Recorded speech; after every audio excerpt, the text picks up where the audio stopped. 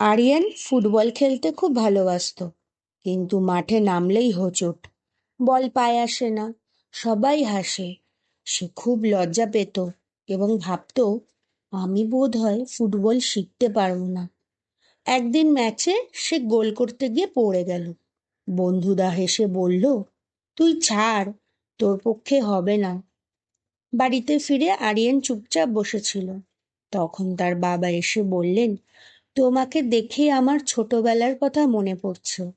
কালাম sir বলেছেন, ব্যর্থতা সাফল্যের প্রথম ধাপ। তুমি এখন ব্যর্থ হচ্ছ মানে তুমি শেখার পথে আছো। Failure is the first step towards success. Aryan বাবার কথা মনে রেখে অনুশীলন শুরু করলো।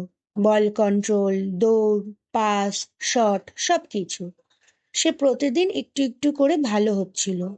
অনেকে তখনও হাসতো, কিন্তু সে ভাবতো, হাসুক, কিন্তু আমি থামছি না। কয়েক মাস পর স্কুল টুর্নামেন্ট। শেষ মিনিটে গোল দরকার। বল এলো আরিয়ানের কাছে।